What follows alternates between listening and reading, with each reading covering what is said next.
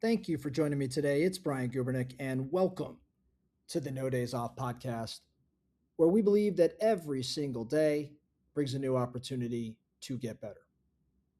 I came across a quote recently that I really loved. I'm not quite sure who first said this, but I heard it and it's been sticking with me, and I'd like to share it with our No Days Off Nation today. The quote is, "One measure of a person is the degree to which they'll do the right thing when it goes against the popular belief." I'll say it again. One measure of a person is the degree to which they'll do the right thing even when it goes against the popular belief. I think we've got to sort of read between the lines of that quote. It's not asking whether you know the right thing. See, most of us know the right thing to do. What it's asking is what you'll do when the right thing actually costs you something. And when I say cost you something, I mean, for example, when the room disagrees with you, or when your closest peers push back, when just the crowd in general is going the other way.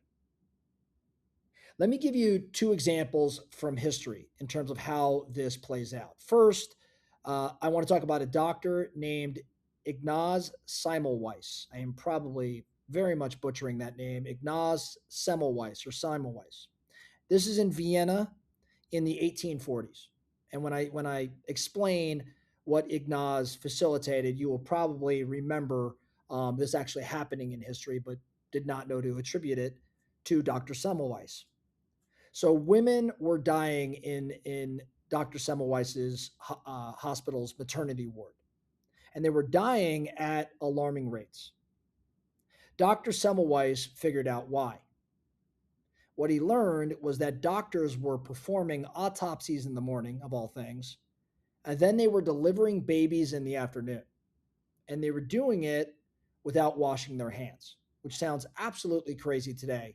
But in the 1840s, it was standard practice in Vienna. So doctors were performing autopsies in the morning, delivering babies in the afternoon, and they were not washing their hands. So Dr. Semmelweis made a simple change. He required hand washing. And to certainly not to our surprise today, but to the surprise of everyone at that time, the death rate collapsed, like totally went down. And it almost went down overnight. Dr. Semmelweis had the data, he had the results, but the medical establishment rejected him anyway.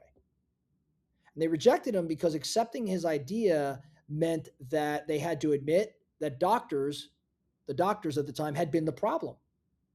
So Dr. Semmelweis was mocked. He was even pushed out of his job. Believe it or not, he died before germ theory proved him right. Now, today, hand washing is like the most basic rule in medicine. So Dr. Semmelweis did the right thing. The popular belief, though, said he was wrong. Clearly, he was not. The second example is Katharine Graham in 1971. 1971, Katharine Graham, she's the publisher of the Washington Post. And the Pentagon Papers land on her desk in her newsroom. And the Pentagon Papers, as you may recall, were classified documents showing the government had misled the public about the Vietnam War. The government is now threatening legal action. Her lawyers are saying don't publish the papers. Her bankers are saying don't publish because the company is about to go public and this could sink the entire deal. Nearly every advisor to Katharine Graham said, no, don't do it. And yet, what did she do? She published. She risked the company. She risked prison, for that matter. And that decision built the Post's reputation, and it built hers for decades. So two very different stories, but very much in line with the quote. So how does all this apply to you as an entrepreneur and as a leader? Here's the truth. Your well, let me phrase this differently. You face, I should say, smaller versions of what I'm describing here probably every single day. For example, popular belief in your industry says maybe to discount when times get tough. The right thing might be holding your price because you actually know your value. Or popular belief in your company says, hey, keep the product line that's making money.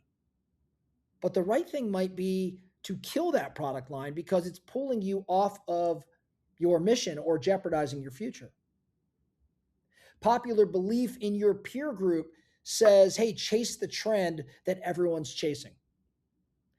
The right thing, though, might be staying focused, specifically focused on the boring things that actually work.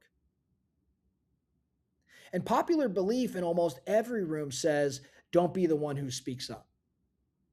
Give the easy feedback or just avoid the hard conversation. Just go along. But here's what I want you to understand: doing the right thing against popular belief, it always has a short term cost. Short term cost in the sense of discomfort or criticism, or sometimes it's actually real money.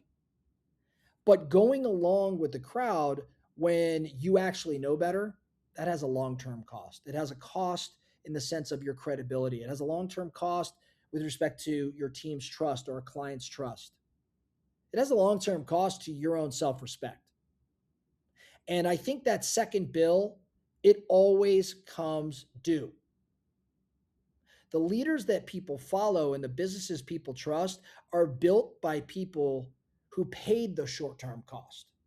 And they did so over and over again. So here's what I want you thinking about as your action item for the week, okay? I want you to identify one decision that maybe you've been avoiding. And you've been avoiding it because maybe it's unpopular with your peers or your customers, or unpopular with your partners, unpopular with your team. You already know what the right call is. You've actually known the right call for a while. This week, I want to challenge you to make that call. The one decision you've been avoiding because you know it's unpopular, I want to challenge you to make that call. And I think as you recognize that there may be some short-term cost, it is going to pay dividends down the road. It just may not feel that way today. Because again, and the quote, I'm going to read it to you one more time. One measure of a person is the degree to which they'll do the right thing, even when it goes against the popular belief. That's all I have for you today, the No Days Off podcast. Thank you so much for listening.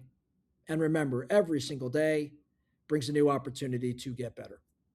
So let's get after it.